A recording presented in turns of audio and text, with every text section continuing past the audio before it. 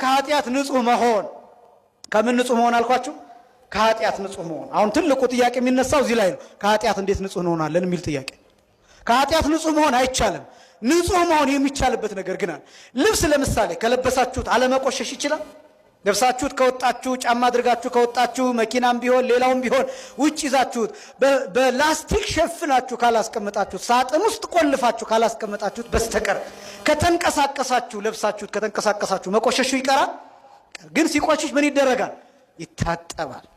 በቃ ሰው ማለት እንደሱ እንቆሽሻለን፣ ግን እንታጠባለን። እርግጠኞች መሆን ያለባችሁ እንደማትቆሽሹ አይደለም።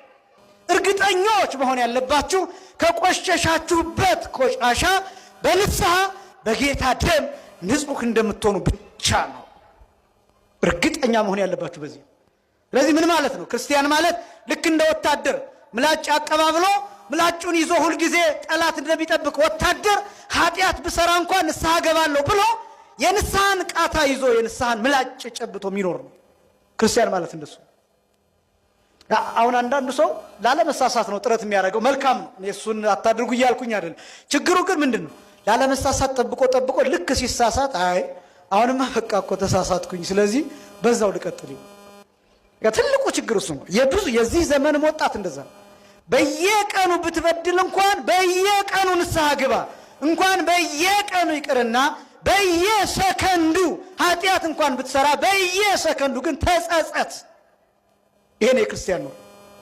የክርስቲያን ኑሮ ማለት እንደሱ። ለዚህ ነው ጌታ ቅዱስ ጴጥሮስ በእውነት ስለ ቸርነቱ ስሙ የተመሰገነና ይሁንና ቅዱስ ጴጥሮስ ጌታም ወንድሜ ቢበድለኝ ሲለው 7 ጊዜ ነውን ነው ያለው ቅዱስ ጴጥሮስ። በጣም ግን የሚገርመው ጌታ አይ አሳነስከው፣ 7 ጊዜ ሳይሆን 7 ጊዜ ስንት አለ? 7 አለ። 490 ጊዜ። አንዳንድ ጊዜ እኛ ብዙ ነው ብለን ስንቀርብ ጌታ ግን አይ እሱ ትንሽ ነው ይላል። ለምሳሌ እናንተ 7 ጊዜ እኮ ጌታ ኃጢአት ሰርቻለሁ ብላችሁ ብትመጡ ጌታ ምን እንደሚላችሁ ታውቃላችሁ? ችግር የለውም 490 ጊዜም ኃጢአት ብትሰራ ይቅር ብዬሃለሁ ይልሃል። እኔ አሁን ቦነስ እየሰጠኋችሁ አይደለም፣ ጉርሻ ለኃጢአታችን ጉርሻ እንዲሆን እያበረታታኋችሁ አይደለም። ነገር ግን ራሱ ጌታ ያስቀመጠ እንዳትርቁ ነው ይሄን እየተናገርኩ ያለሁት እንጂ እንዳው ለዚህ ከሆነ ችግር የለውም እያሉ ኃጢአት እየሰሩ መኖር አይደለም። ስለዚህ ከኃጢአት ንጹህ መሆን ሲባል የጌታን ስጋና ደም ለመቀበል የሚያስፈልገውን ነገር አድርጎ በዝግጅት መቅረብ